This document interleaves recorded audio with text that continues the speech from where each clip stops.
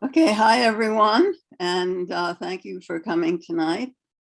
My name is Joyce Marcel. I'm a working journalist, and I'm also the president of a nonprofit, a small nonprofit in Brattleboro called Friends of Brooks Memorial Library.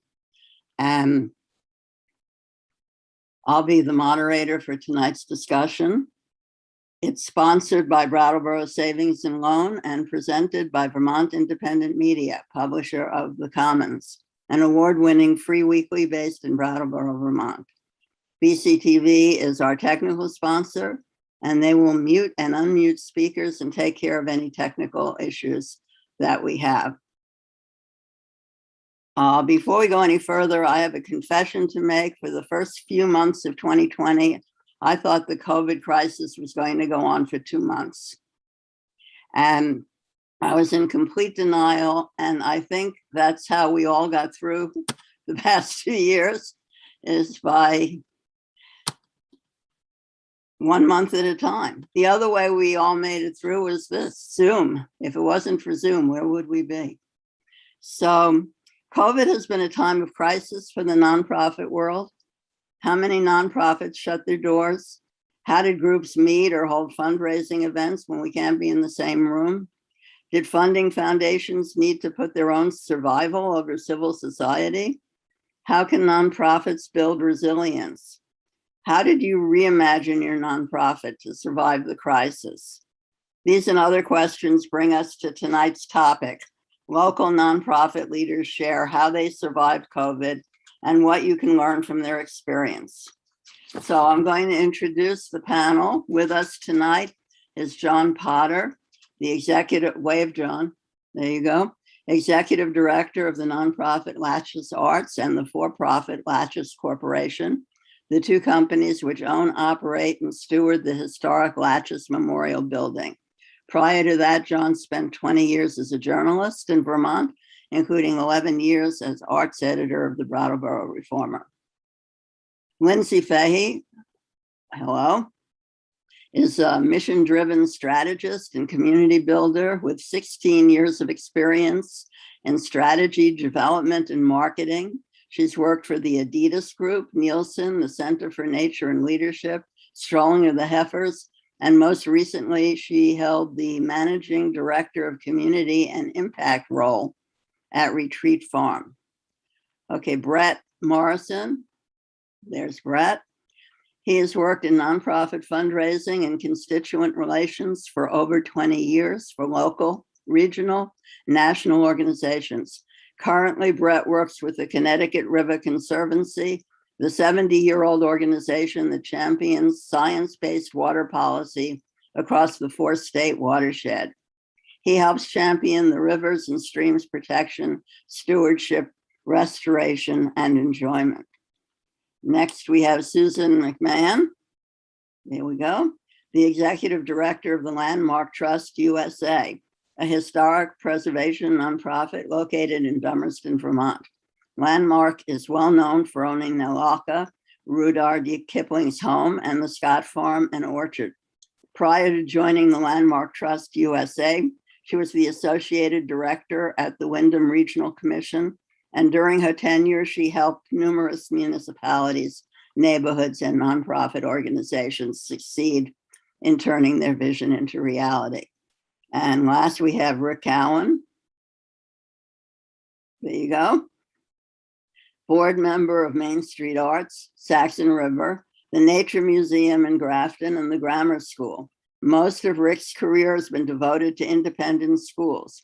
Locally, he was head of the Grammar School, director of admissions at the Putney School, and the Compass School before retiring in 2015. So I'm going to start by telling you a little bit about the Friends of Brooks Memorial Library. We support the library with fundraising events, technology, advocacy, and programming. The library is a municipal library, which means its budget is approved by the town. So when the librarians need extra, they come to us. We're the fundraising arm. We pay, for example, the First Wednesday lecture series. We pay for Ancestry.com. We provide video streaming services, audiobooks, ebooks, We buy portable computers for library patrons. We buy museum passes to almost every museum in southern Vermont and western Massachusetts. So librarians live to serve. So imagine how traumatic it was when the library had to shut its doors. But the librarians massively rose to the occasion.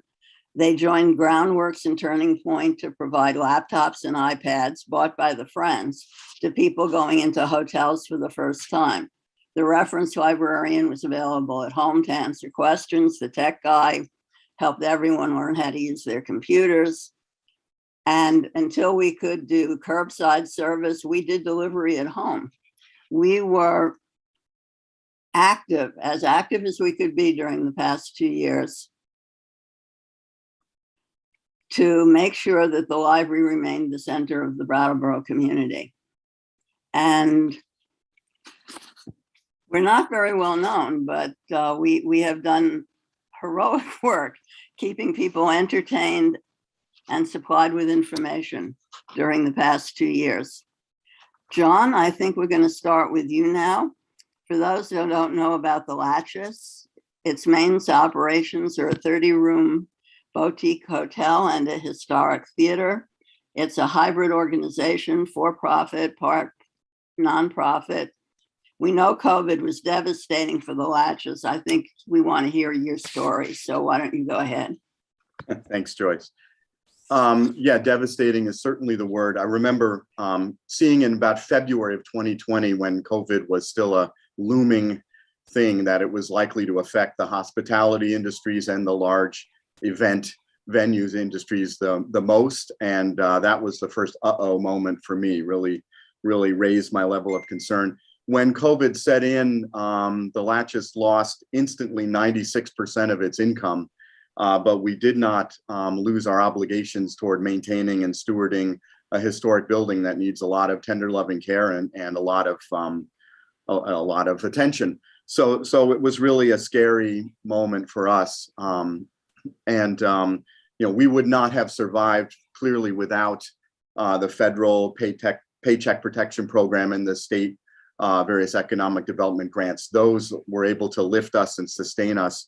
But I want to talk about what our nonprofit group did.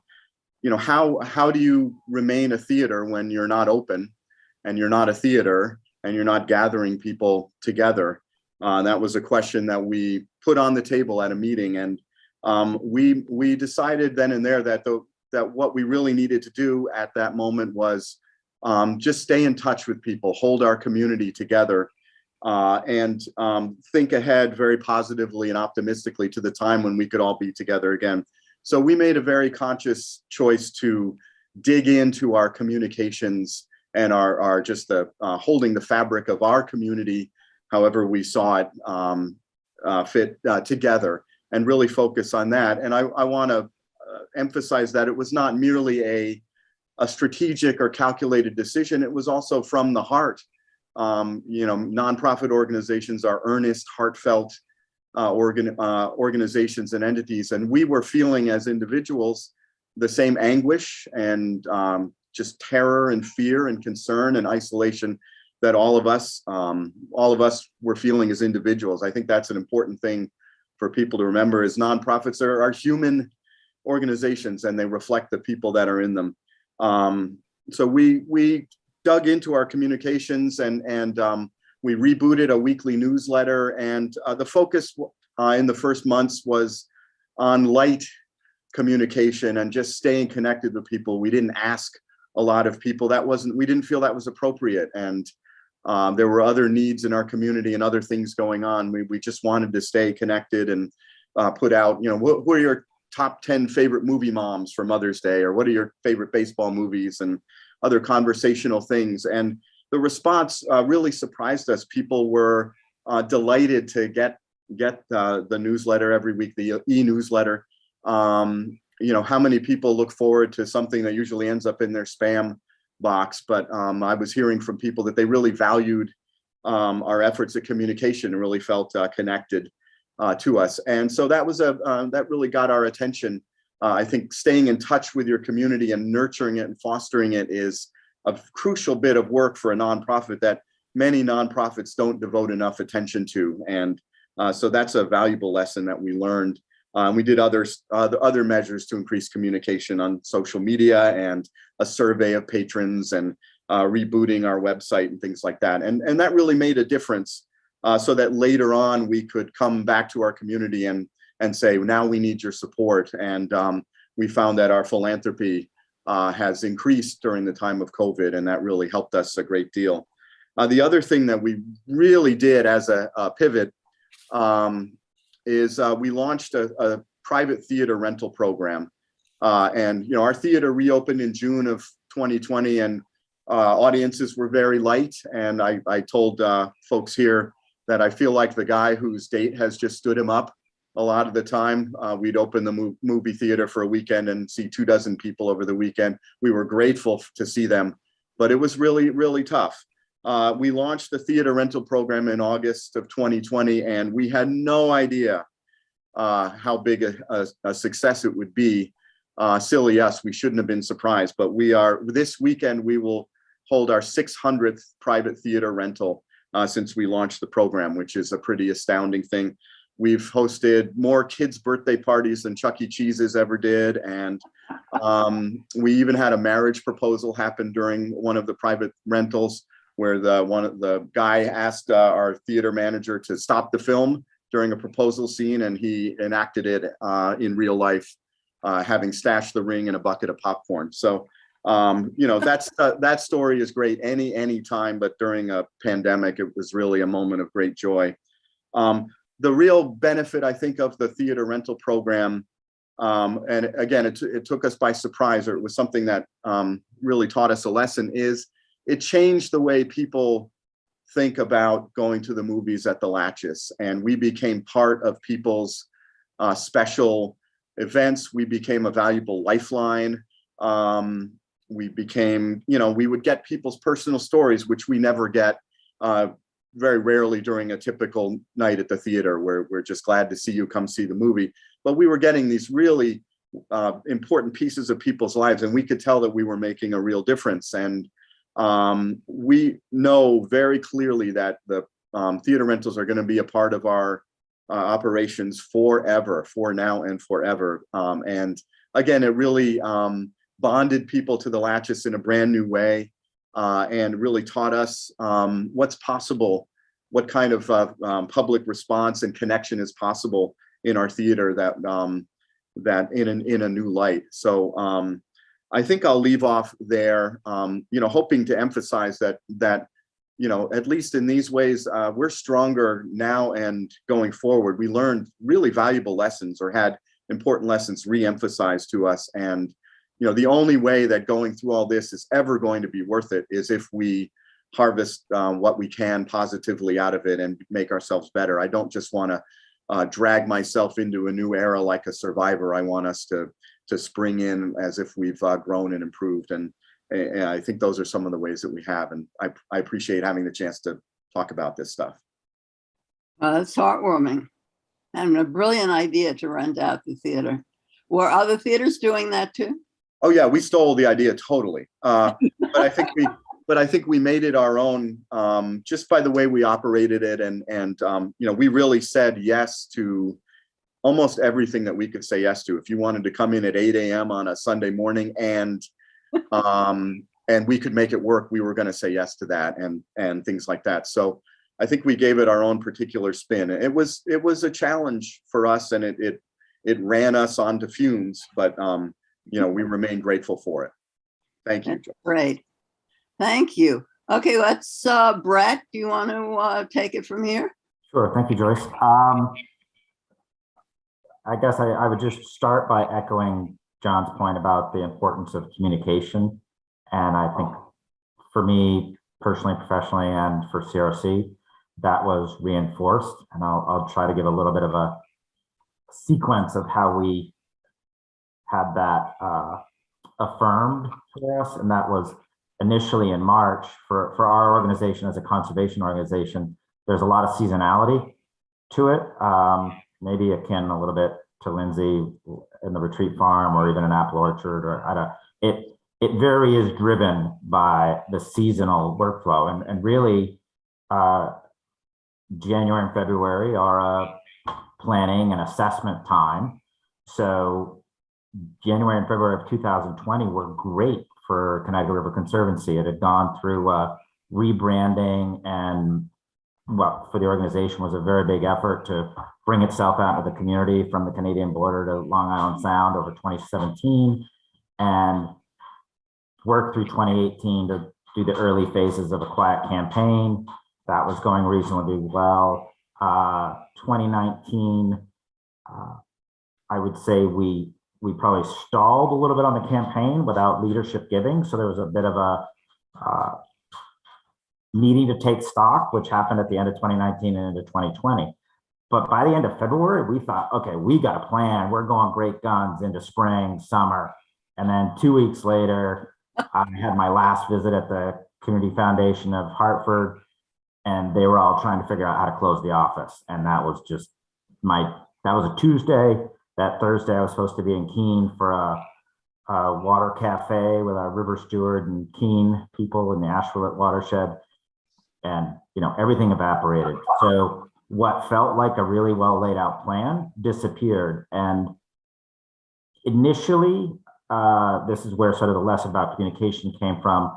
We retrenched a little bit too much, I think. We had the luxury briefly of pumping the brakes on fundraising. We weren't needing to gear up for a gala.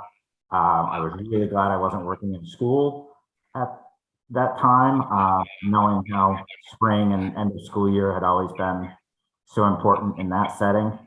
Rick may be able to speak to that, but we were able to pump the brakes on communication for our constituents. In hindsight, I think that was a mistake. And where we weren't really able to take a delay was in our programming planning. And fortunately, even though we, like Joyce mentioned, is this a 2-month delay? Is this a 3-month delay? Can we hold our breath this long and then really sprint into the season? But with things like a migratory shad and a lamprey migration season and river herring season, they come when they come, and you got to be there. And to plant trees, you got to do it in the spring and the fall. So there was stuff on that side where thankfully people started to adapt right away. And we probably learned communications wise and sustainability wise from the program side of our organization. They really started, I don't think they were able to pump the brakes for more than 2 weeks, just because it was coming at us, at the program colleagues, and seeing how they began to plan with contingencies gave those of us in external affairs and communications and fundraising a good model. So coming out of March, we started struggling with, how do you do things like virtual meetings? I don't remember exactly when that happened, but it was a complete struggle for us, having never done anything like that before. Thankfully figured it out. It was being resigned to low turnout, I think, because we were throwing parties and nobody was showing up. But then, we learned if you're going to throw a Zoom party, you've got to put some effort into getting people in the room. And that was another way we started to communicate with people. As much as I've heard for the better part of a year about Zoom fatigue, I've been more amazed by the Zoom stamina. And in fact, the interest people came to those sessions as an opportunity initially, sort of in year one, for community, wherever we could find it. And then just adapting. People have continued to be present in a way, I don't know, we've all learned, is my impression. So communication on the fundraising side, we delayed, but with an end of fiscal year of June, the necessity forced us to do some of that planning with contingency. And I would say we went into it with more trepidation, given what was happening in the world, and knowing some of our families would be dealing with people in much in bad situations, health and otherwise. So it was we were very self-conscious about asking, but I was impressed by how people responded to the need. And I felt like it was different than 2008, 2009, and 10, when there was a dramatic shift in my experience to basic needs. What I think I observed this time was more of a shift to a few priorities. And organizations tried to stay there for organizations they cared about or believed in, like all of ours. And that was my experience with CRC. So I think by the time we got through that end of fiscal year, June 2020, and going forward, we had more confidence to communicate. I think our takeaway was people weren't going to be offended to be talking about these issues and these needs that were very, very real. And a conservation season is the summer. If you're not doing it in the summer, you're going to miss it. So I don't know. I think my takeaways for survival and adapting was to plan with contingencies, to know the people who love you are gonna, or care about you and your mission, are gonna care about you and your mission, even when there's national or global crises. And thankfully, having colleagues who were willing not to sit on their hands and wait for it to get better, but to really try to figure out how to work with the cards we were dealt. And people learned to adapt, both in terms of having to pick up the slack when you couldn't have volunteers together, even outdoors. That was hard. And then, imagine we all struggle with, okay, if they're outdoors, aren't they okay? If they're outdoors and they're 6 feet apart, but what if they're outdoors and they got to drive somewhere together? And all those considerations. So, that's adapt, plan with contingencies, and keep communicating and communicate your needs, and people come through. That was my resiliency lesson. Wow, that's very heartwarming. And I think we're all going to say pretty much the same thing. People came through. Susan, you want to take it away? So I'm going to echo a lot of the same things, and I won't repeat them, but I'll try to say what's a little different that we had to do with the Landmark Trust and Scott Farm. The Landmark Trust. Susan, can you just explain a little bit about Landmark? That's what I was about to do, yes. So the Landmark Trust USA is an historic preservation nonprofit that was started by a British group called the Landmark Trust. And they came over with Nalaka, Rudyard Kipling's home. And eventually we split, but we still are under the same model, and they're kind of like our elder sibling. But really, the whole concept is not every important historic house can be a historic house museum or a theater, So especially with homes, how do you maintain them so that they're there in the future for use? And particularly, as I said, knowing about Nalaka and Rudyard Kipling's home and the carriage house, which was Rudyard Kipling's carriage house. And we have other properties as well. And we're really the Landmark Trust USA, even though we're headquartered in Dummerston, Vermont, we have the ability to be national, and we are expanding recently into other parts of New England and Mid-Atlantic. But the concept is people stay in our properties, and we look to 60% occupancy so that we can afford the maintenance. Unlike, a group that goes ahead and they fundraise and they get the grants to fix up the property, we are able to continue to, once we get the property fixed up, to continue through our nonprofit, keep on maintaining. So we're not it is short-term rentals, but it's really with a purpose. And we also have an education mission. We invite people into our houses, and we explain about historic preservation, historic trades.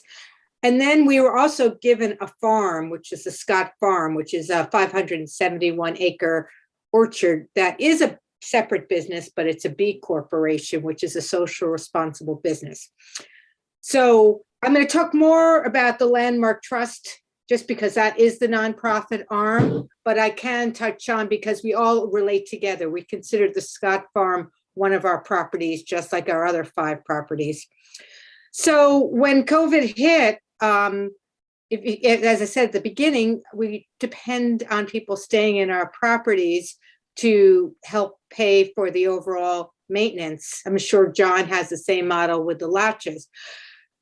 So what to do, we have in our terms and conditions that, you make a reservation and you cancel and you don't get money back. But of course, we're going to give money back during COVID. We try, what we asked people if they would consider, we are a nonprofit, if they would just take a credit for a future stay. And I'd say 95% of the credits, or maybe 90, somewhere around there, were credits for future stays. But then we had to close down, and we closed down through June, just like, any other hospitality fields. And it was scary. It was like, well, we never knew when we were going to be opening up. First, we were just going to open up to Vermont. Then we were going to open up to New England, and then this. And so we had to constantly change. And so the word that I used was, flexibility and pivoting constantly. We, while we were closed, it's a wonderful opportunity for historic property to do all the work on their properties, but you don't want to use all your capital because you don't know the way the future is happening. So we concentrated, we used paycheck protection funds, really came in handy. I kept all my staff on, and we just worked on cleaning and organizing so that when people came back, they were in really good place. So, but we had to constantly be reading, who can we let into our properties? How can they come in? We had, it was a lot of work for our little nonprofit to deal with constant changing. The one good thing is that we were really, really fortunate, maybe just by the luck, that our new website was just completed at the beginning of March.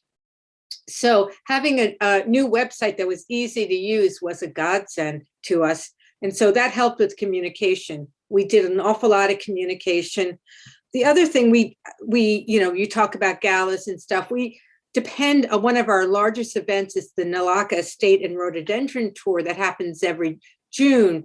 And it wasn't clear, could we have gatherings? Couldn't you have gatherings? And so finally, we just said, no, people are not going to feel comfortable. So we got a grant from Brattleboro Savings and Loan, and it's still on our website, and it's a wonderful video, but we felt like it was a kind of a postcard out from the Landmark Trust to the community of our giving a tour of Nalaka, as well as seeing the rhododendrons in bloom. And it was really appreciated, and it's still looked at. So that was a wonderful thing. We talked about doing some other educational events, but there were so many on there, and what people really get at is coming to our properties. And, we just kept on being flexible about our marketing. And we also felt that this was not the time for us to go out and fundraise, because there were so many more dire needs in our community. We wanted to hold back, other than the federal and state dollars, but hold back, but could be doing a call for action, because our social services and all the important needs. So it was scary. Will we ever be able to fundraise again? And when we finally were doing our next annual appeal, we did fine, but we also backed away. But communications, I'm going to agree what's been said before. We also made sure we checked in with our really large donors, just because, they are kind of our lifeblood, and our guests and our regular guests, and just checking in and making sure that we are here. And, but once we were able to accept guests again, being a whole house rental, our properties are generally doing really well. Nalaka was empty during 2020. That gigantic, beautiful house was empty. And now you can't get a reservation in there. So people have come back, and I think they value getting together with their families. And same thing with our estate and rhododendron tour. Once we decided to go forward with it last year with COVID precautions, there was a lot of new ways how we cleaned our houses and new ways how we did events. It sold out. So I think people were dying to get together and be in community again. Just briefly, and then I'll let other people speak. Scott Farm, our season, we're a farm, so it wasn't that we really they had to get ready for the next season. But what we did notice, a couple of things. Well, we couldn't do weddings, which did impact our properties because we have weddings at the farm. But we did notice that our tree sale was unbelievably fantastic because people were wanting to have things to grow. We sold out in minutes, of our tree sale. And the same thing when we went to do our annual CSA for apples, it was the largest number. So once we were able to, Scott Farm, to start doing community events, they were really successful because we also said, our farm is here for you to walk around and enjoy. And a lot of people really came over there and was able to use our property and look at the beautiful historic buildings that we have. So I think that's probably enough for now. Oh, social media. Don't forget social media. Oh, go ahead. That's it. Oh, okay. I know. I want to. What? Did you want to ask me a question, Joyce? I'm sorry. Well, I just wanted to tell everybody who's listening in right now that you can ask questions yourself if you put them in the chat. That's all I had to say. Did you have something more to say, Susan? Okay, then we'll move to Rick. You want to tell us about? Okay, I think they're unmuted. I'm beaming in from Rockingham and talking about Main Street Arts. It began as in a church basement 33 years ago as a community arts association with the mission of nurturing artistic creativity and appreciation and building community. We offered visual and performing arts classes, theater performances, gallery exhibits, summer arts camps, and we also function as kind of a community center where different groups meet in Saxons River. Population 450. So if you think you have demographic challenges in Brattleboro, ... By 2015, we had a paid executive director and a $1.2 million refurbished building. We were growing, life was good. Now, cut to March 19th, 2019. I had just wrapped up my second 3-year term on the MSA board. I was in the dress rehearsal for MSA's remarkable presentation or production of Cabaret. And I was reviewing it I was a reviewer for the Reformer at that point, and I was sitting down with my notes ready to go. It was an amazing, amazing performance. The next morning, a couple of cast members reported they had fevers. Other people weren't feeling well. We had various emergency meetings. And after investing thousands of hours and many thousands of dollars in Cabaret, it closed before it opened. Obviously a body blow to our finances and our morale. So I was not on the board at that point, but I cared deeply about the organization, did my best to support it. And as John mentioned, when you're a performing arts organization, your audience disappears, you have a problem. And we've struggled mightily, and I'm going to be fairly candid about what we did and what worked and what might not have. So we applied for PPP dollars, and when that money ran out, the organization had to cut expenses mercilessly to survive, and that meant laying off our 2 employees, our executive director and our artistic director. David Stern, the artistic director, is a well-known personage, I should say, and he had led the organization to become focused on major musicals. I don't know if anyone in the audience has attended. We had Sweeney Todd, Jesus Christ Superstar, lots of big shows at the Bellows Falls Opera House. So the departure of our artistic director forced us to change our mission. The big time musical was not going to happen, and so that was just a moment of reckoning for us. David's deprived of his Main Street Arts job. David Stern justifiably began his own theater organization known as the Wild Goose Players, and it's been very successful and now dominates that large musical market, if you will. However, previous Main Street Art board members and a lot of volunteers went with David. Big theater was their world, and they followed David to his new organization. So the lack of any operational staff and the lack of income put tremendous pressure on the board. And a period of dissension, misunderstandings, chaos happened, and all but 2 board members resigned. So, and it was at that point that I was invited to rejoin the new board, which was just a great opportunity for me.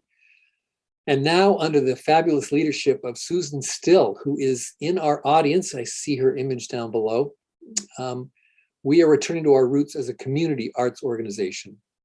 Our strategy for survival has been, as I mentioned, cutting costs, establishing best practices for management, building a new board that listened to, respected, understood that we had to run the place and we had to get along to run the place. Artistic organizations are known for large egos, and we have our share. Maybe I'm one of them. I don't know. Anyway, we had to really rework the way we worked together, and that was perhaps the biggest challenge that we've overcome. So we're now doing workshops in class in visual arts, acting, and wellness. We have a gallery exhibits. We have artist talks, workshops. We got a performing arts series with music and theater. And the theater rental program that John, I'm amazed you had 600 rentals. That is mind-blowing. We are just beginning to tread that path, and we might seek some of your advice if you don't mind sharing what you've learned. We have a sound check service for emerging musicians to come in and work with a professional sound technician. And we're working with the Main Street, the Saxon River 4th of July parade. I don't know how many of you have attended it, but it's an amazing community event, and we're going to play a key role this time.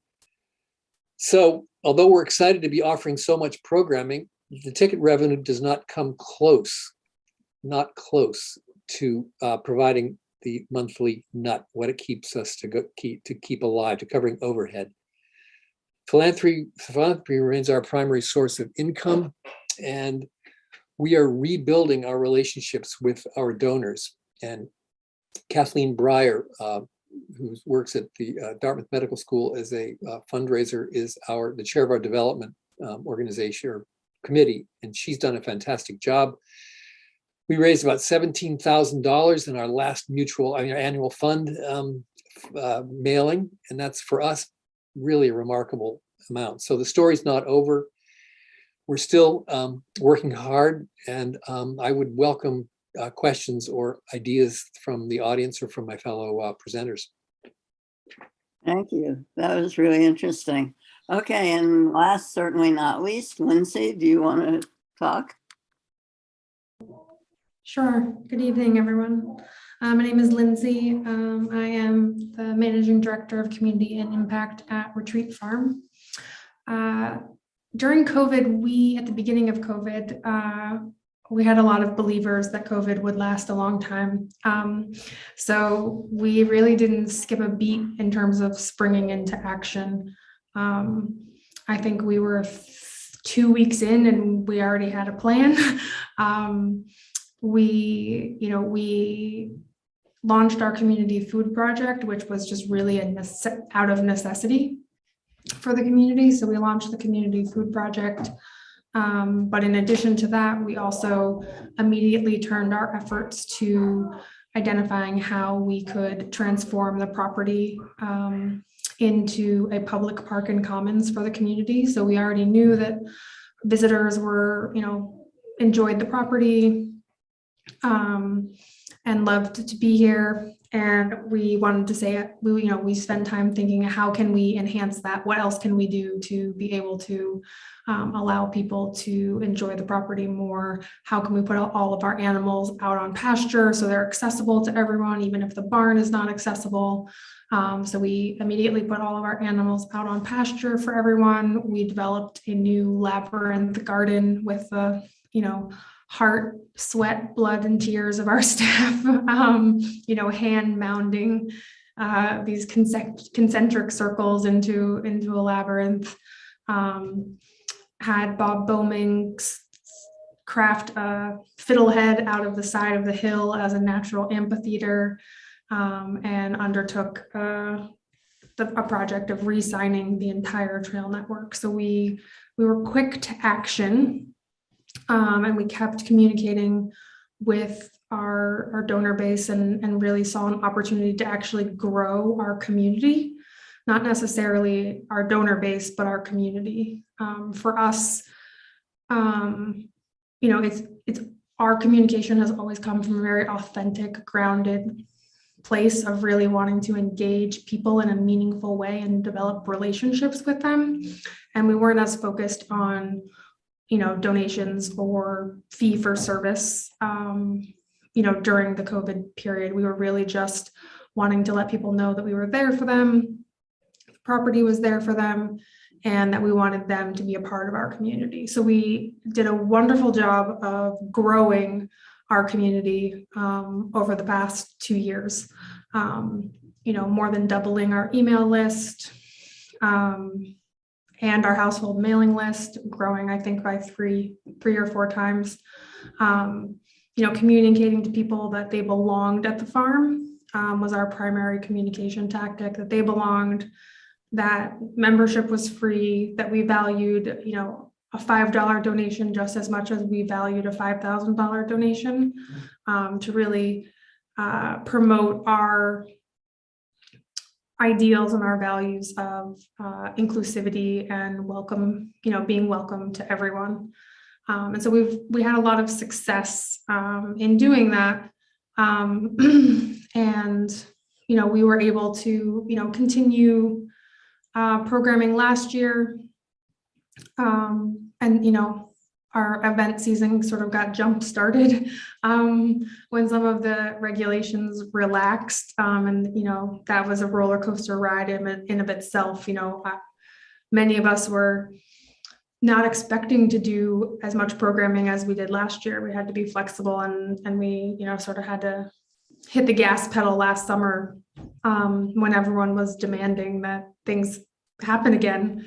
And because we are an outdoor venue, we really didn't have an excuse not to do it, even though there was some trepidation too of restarting that programming.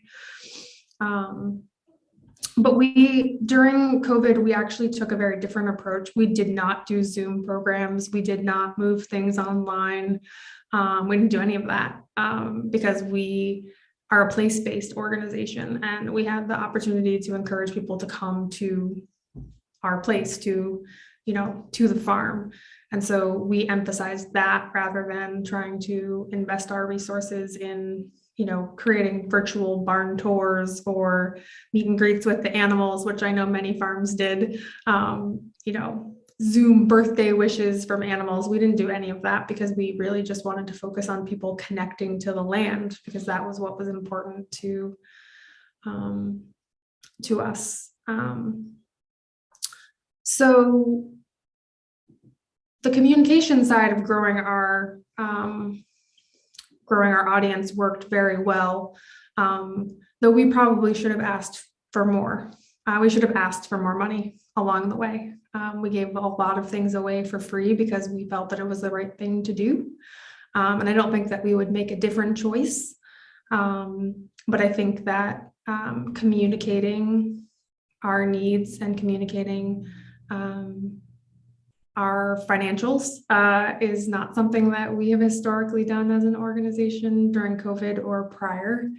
And, we are highly dependent on philanthropy. We don't have an endowment, which is a common misconception of the farm. And people, didn't know, they value what they experience at the farm, but they don't necessarily know how much it costs to run the farm, similar to you, John, or to you, Rick, especially a historic property, at least, two others with the Landmark Trust and the Lesch's. Historic properties are expensive and they are, challenging to maintain. And then for us, you layer on all of the land that we have on top of that we steward, and it is a very expensive proposition. But I think that we had the opportunity during COVID to really understand where we could create value for the community. And so we're in the very fortunate position right now of being able to have created a lot of value across many different programs and platforms. And now we are, embarking as an organization on really identifying where we can add the most community value and how we can uniquely contribute to the community, and how we can continue doing the programming and creating the value for the community in partnership with the rest of the incredible other nonprofits in the area, and or individual entrepreneurs. So that will be a very interesting process as it unfolds. Oh, thank you. That was really interesting. I saw people lining up for free food all summer long. It was exciting. I congratulate you guys for doing that. We have a question. We want more questions, but we have one. Which practices such as remote meetings, programs, or website content, virtual tours, videos that you depended on during the pandemic, do you plan to continue when in-person programs are safe? Anyone want to answer that? While you're thinking about that, I can say for the Friends that we just had a board meeting this afternoon, and our annual meeting is coming up next month, and we've decided we're too lazy to meet in person.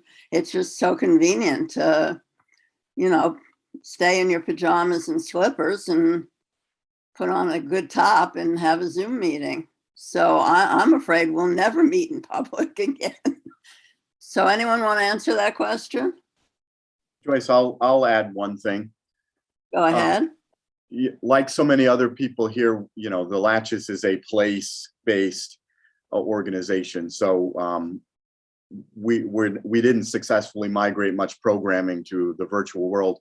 But I will say something about Zoom, kind of picking up on what you just mentioned, Joyce. We were able to add a board member who doesn't live in Brattleboro anymore. And this person is a wonderful contributor to our board and a former resident. So, moving to Zoom has enriched our board, and it's going to be an interesting moment when we return to in person or try to stay hybrid. But that's an example of Zoom being a real asset for us. We were able to add this person, and I will say that I know a church choir director who was able to keep some of the people who had moved away from the community still participating in the church choir via Zoom. So I think there's a lot of Zoom thoughts, but I'm pro Zoom, and it's opened some doors for us. I agree. I wish I had bought stock in the company in March of 2020.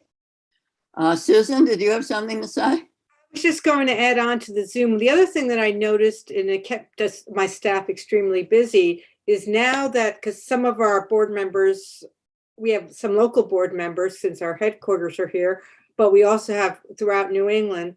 And because now we didn't depend on meeting in person and people got more comfortable with Zoom, we had so many committee meetings. It was, but they were really great because I have a working board. So, but it was like come on, guys, enough, stop. There was too much, but it was really, it showed how much more active your board can be if they don't have to sometimes get in the car. Now, that's important to meet in person, and we're going to have a retreat in February that we canceled, and I think that's the flip side, is that we have people that came on our board during COVID that have never met in person yet. So Yeah, that's very interesting. When the last summer, when it looked like we were free and we could go out, we staged one event after another. We didn't even care if we made money. It was just so wonderful to be around people. And then by September, we were back in the box, these little boxes that we're in right now. We have another question. Oh, did somebody else want to say something about that first question? We have another one. It looks like 2 or 3 of these organizations are a hybrid of nonprofit and for-profit. Do you think that was an advantage or a disadvantage during COVID?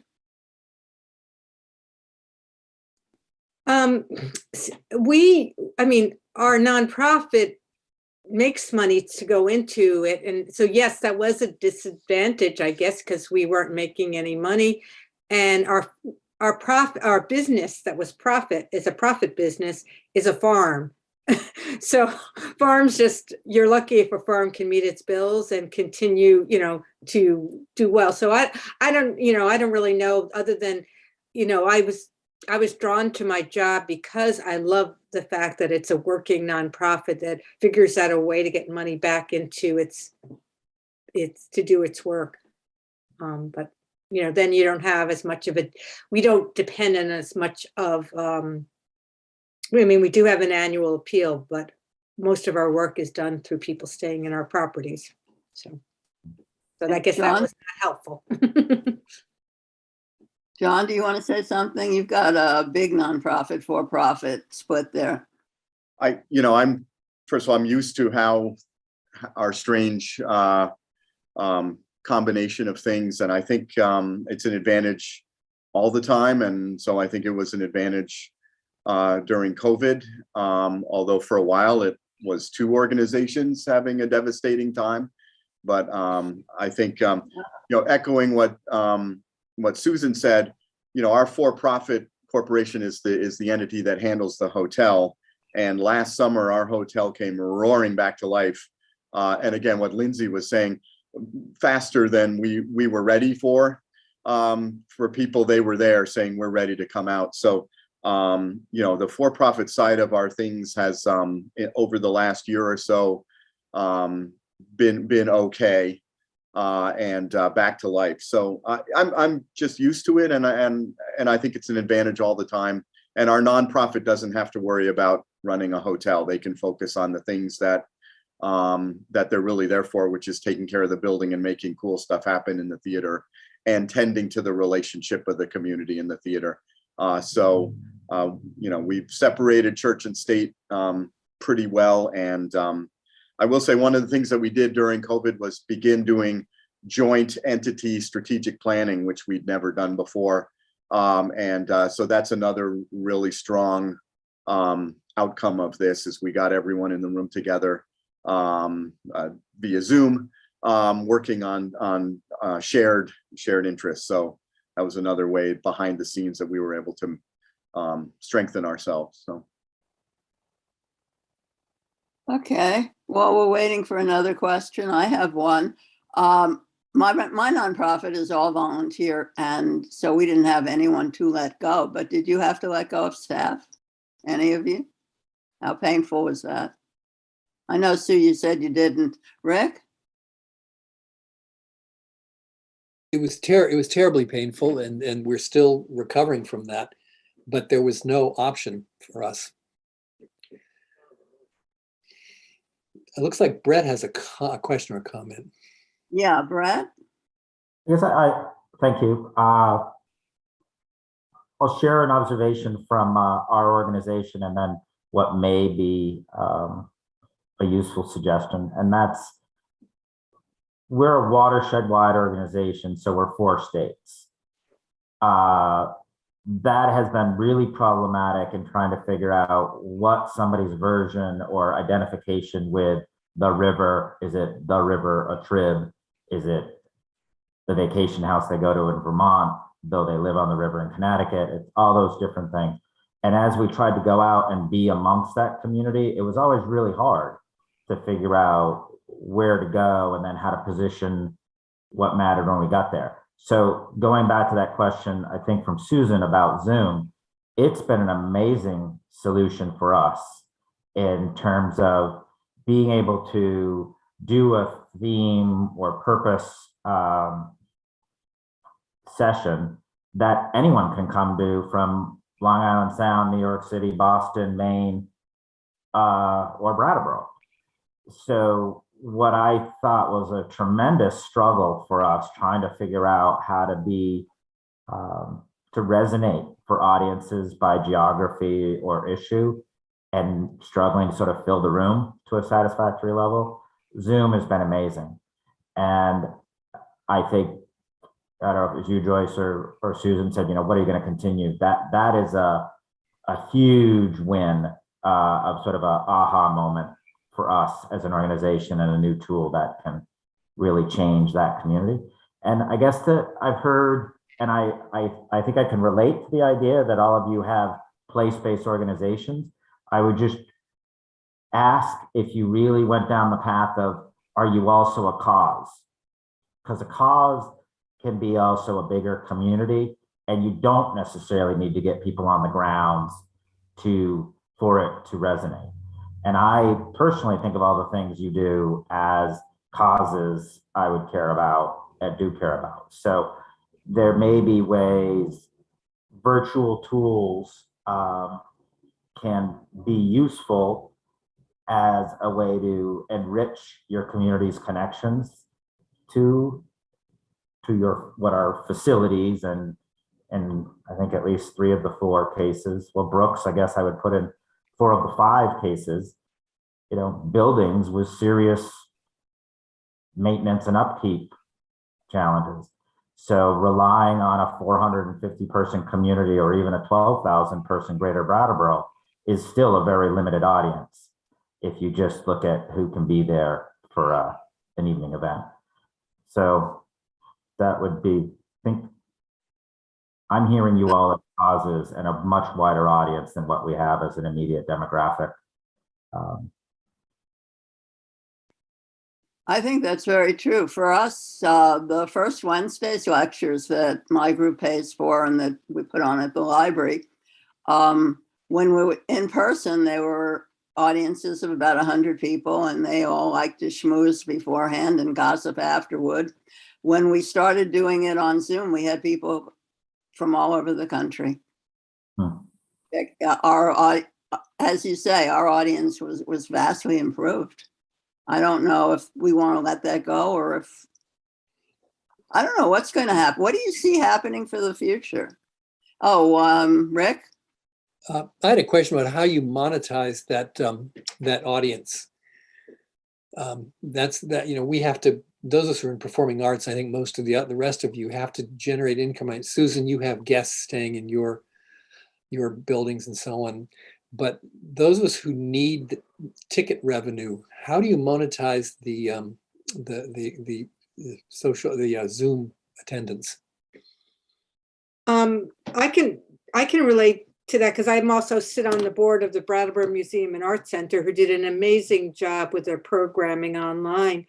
I think they made it really clear what they were doing. They weren't asking a fee to attend it, because that's, I think, a hard thing to do, but they made it really clear, and they had people from all over the world attending their Zooms.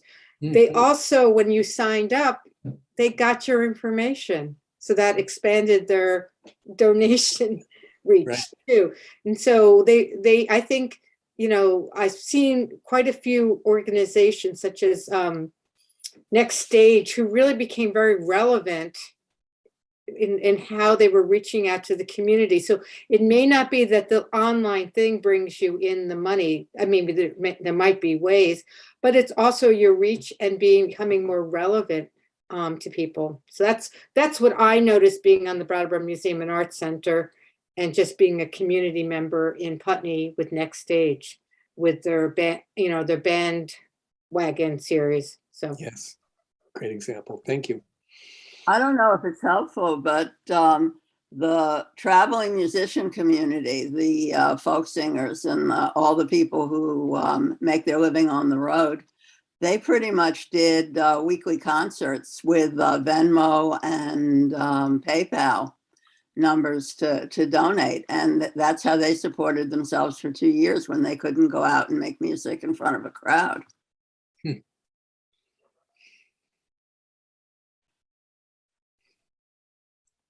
Joyce? Yeah. I'd also like to hold up as another example, the literary festival, which started doing these literary cocktail hours.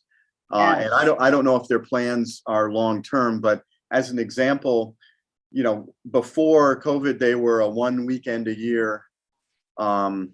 They sprang to life for 1 weekend a year. Really great event. But, these Zoom things give them a chance to be in front of their community all year round. And I can't help but hope that really helps them stay present with people and drive some greater success for them. And they're not the only ones, but I think that it is a good way for something to just expand its presence in front of people.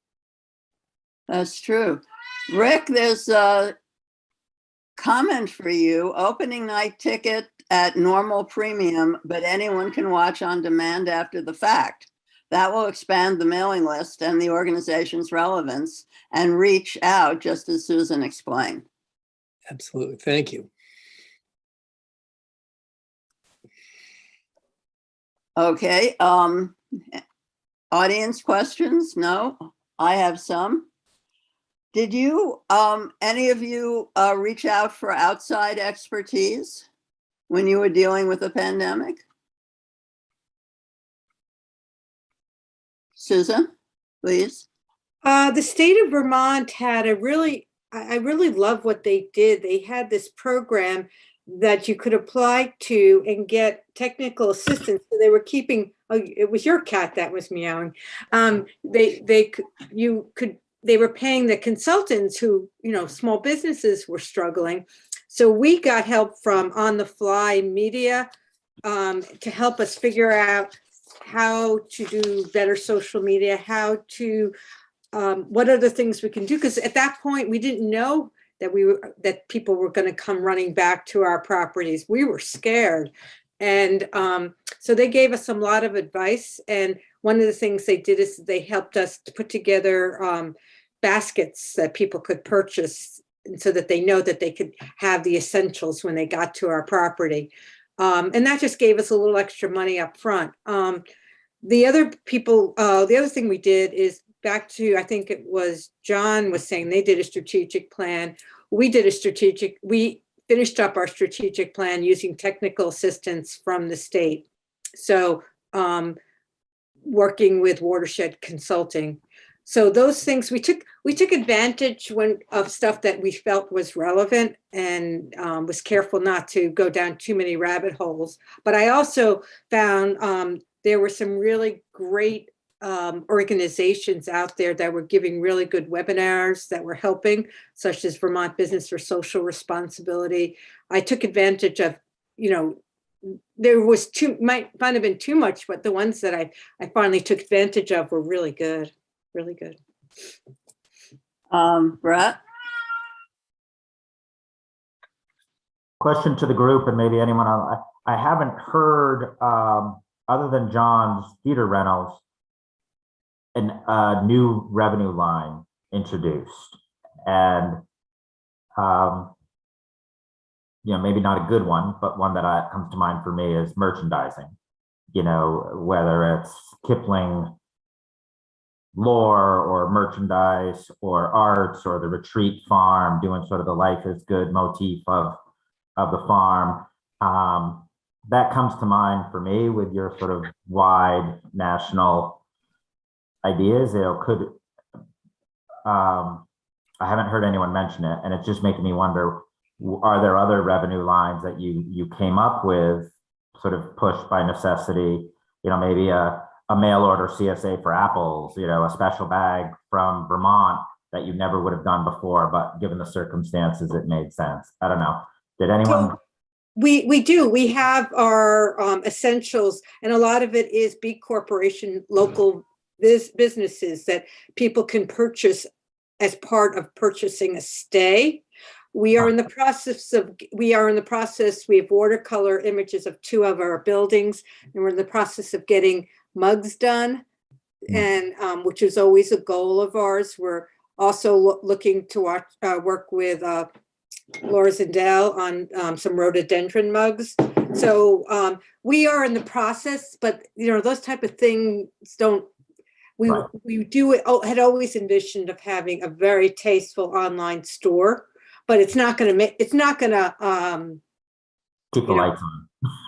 Keep the lights on, but it's helpful. I think from selling products, we've done okay, and we make sure we're selling apple pies from Scott Farm, so we're helping Scott Farm. We're one of the things I think going into it was Scott Farm is one of our businesses, but it was very separate. But now we're more back to the strategic plan. We're under the same, working together. How can we benefit each other and help each other out?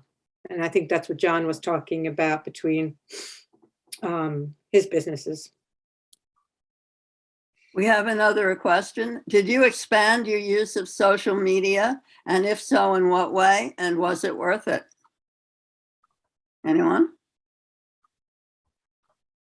I would say we focused on growing our audience using not necessarily social media, but using primarily our email list and encouraging people to become part of our email list. But we did that as a very strategic thing to actually walk away from social media as an organization. So we sort of took our, we invested heavily in growing our membership and our email audience over time, over the pandemic. And then last fall, actually, as a result of that growth, felt that we were then at the step that we could no longer rely on Facebook and Instagram, and chose to discontinue our use of those platforms for an, ideological and values-based decision on that. And we haven't missed it yet. So, and it didn't impact our fundraising. Can I just ask why? Why? Yeah. So the farm. Yeah. So the farm made us. The thing is social media is great for some things, but it inherently has its flaws, and can also be used for horrible things also, and is focused on, the entire premise of Facebook and social media is to serve up more ads and keep people online. And we are a place-based organization. We value face-to-face connection. We value human interaction. We value relationship building in person. And that is in conflict with the design of Facebook. And further layered on that, our Facebook in the US is actually largely tame in comparison to developing countries, where they are just controlling the narrative, and they are facilitating some very heinous things that actually Facebook in the US is so mild in comparison to developing countries. So it was a values-based decision. I mean, of course, Okay. It's so much easier. It's so much easier to post a Facebook event to get the word out about things. Of course, it's the easiest thing to do. But we actually invested in more traditional media, like a quarterly print newsletter, our almanac. We're actually going more back to print because it's actually, for us, it's driving more authentic relationships, more content-based things that, social media just isn't as powerful at doing that in some respects. There are of course, there are many arguments to that and many sides of that coin. And as a marketer and a strategist, I see the value in so many things, but it was a decision that we made as an organization. So I'm almost sorry I asked that question, but I want to read something. Someone left us a message. Honor, gratitude, and respect to all of you for not only keeping your organizations and causes alive during these challenging times, but for giving to the community. And now I have another message on top of that, so I can't read it. Oh, while you yourselves struggled, thank you for all your sharing and for sharing your hard-won wisdom. Good night. Well, that's very nice. I mean, I don't think of it that way myself. I really feel that for me, I was just waiting for it to be over so we could go back to being normal. And now I realize that there's not going to be normal, at least not the way I remembered it. It's going to be new normal, whatever that means. And so what do you think for you, each of you, the new normal is going to be? How are you going to change if we ever are open again and maskless again? John, you want to start? I think the new normal for us is going to be a much different looking theater operation. I think for a lot of reasons,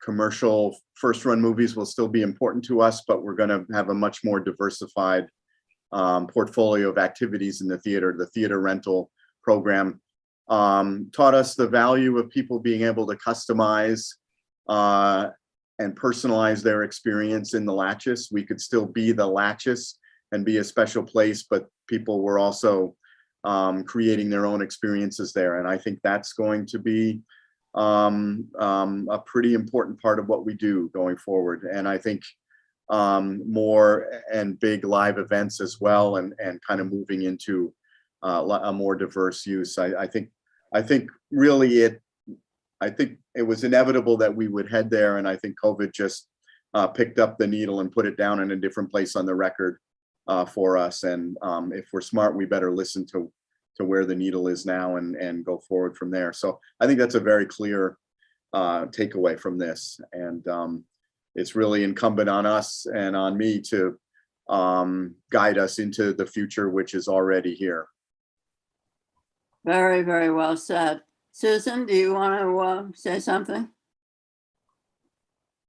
I would just say, I think what it's taught us here is the ability to be flexible, to just because there's a certain way of doing things, it might not always be the right way, and to just be creative. It also, when we're able to do stuff with the community and we feel that it's safe, we jump at it now because it could close down tomorrow. So we opened up our farm to our crate nights, and that was such a beautiful thing to have. And so the importance of community, we're getting ready to open up. We're having 2 events with a month apart, which is crazy, but we just know the weather's going to be nice. This is the time to do it, jump at it. So we'll have something at the Dutton Farmhouse in May, and then our annual event at Nalaka. So just be flexible and meet with people when you can. Right. Rick? Well, I'm got to echo John's comments that expanding our programming portfolio is crucial. And that's a little bit of making lemonade out of the lemon of our losing the big musical thing, but it may be a blessing in disguise for us. So we're expanding our portfolio, and we're also returning to our roots as a community arts organization. And so those are our 2 foci, and we hope to do strategic planning this summer. We happen to have Susan Still, a professional strategic planning person as our board chair now. So we're well equipped for that next step. Okay, Brad? Sorry, Joyce, what was the question again? Going forward, is there a new normal that you're going to be following, or are you going to try to go back to the way it was before the pandemic? Thank you. I would say we're in a lessons learned, and the demands to be more creative during the crisis has taught us some things we very much will keep doing, whether that's continuing Zoom to reach people across a 4-state region and beyond, proven really a gift of a lesson from COVID, really for the river going forward, to have a more engaged community, and certainly for the organization. I think the flexibility, planners hate flexibility.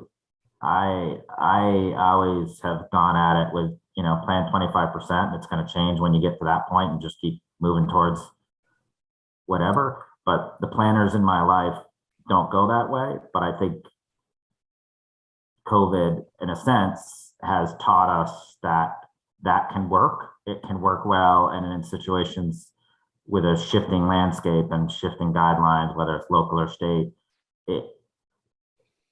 you want to know how to do it and be comfortable with it, because that just might be the reality we have to work in. So yeah, I think there's a lot we're gonna keep going forward. I don't want to be conservative, but what we learned, I think, is that we were doing a lot of things right, because we were collecting books, as we always do, for our book sale, which was going to be attached to the Strolling of the Heifers in June of 2020. And poof, no book sale, no Strolling of the Heifers, no nothing. And when we finally this summer were able to put together a book sale, the pent up demand for those books, the people who came back every single day to buy more, when we were selling them $5 a bag at the end, people were lining up to fill bags, that we were a good organization. We had started out as a good organization. We'd come through the pandemic, and we're going to continue being a good organization and supporting the library and the librarians. And I think that was heartwarming for me to learn. Okay, we have one more question, and then we're going to close down.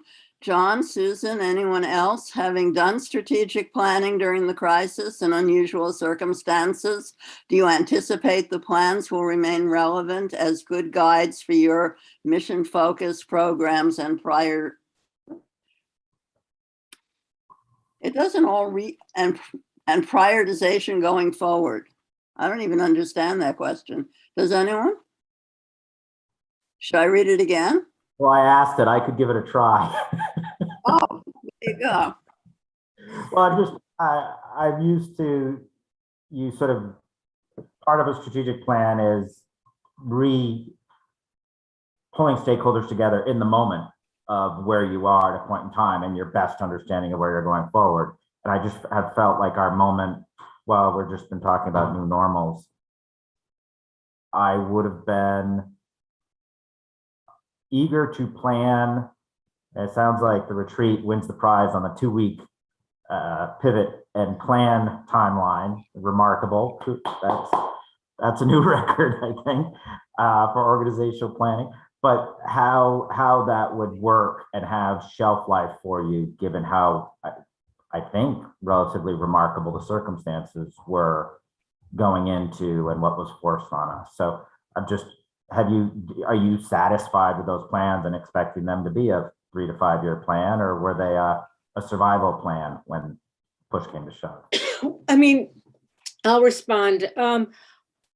We had done stakeholder stuff before COVID came, and we had made a decision, but it was even before I was on staff, but nothing had been done with it. And we had a full board then. So ours was a chance to look internally of where we were going as an organization. We had done a lot of planning around COVID, and that was more a function of staff checking in with our senior board members. So I think it was stuff that we needed to look at as an organization. So I think it has a shelf life, but we made it a 3-year plan so that when we got, so it allowed us to kind of, a lot of new staff that were at both organizations, Landmark and Scott Farm. And it allowed us just to kind of take stock and where we're going, COVID aside. But there was some COVID related stuff in there. But I think it helped us. And I Brett, think, sorry. Don? For us, the issues that sort of have been laid bare by COVID are issues that we were facing anyway. I think it was a real dose of truth serum. And at the same time, it also gave us a little bit of a occasion of pause in sort of normal operations. So in some ways, it's, I think, a really ideal time. It was a pretty fearless process for us because we'd just gotten used to,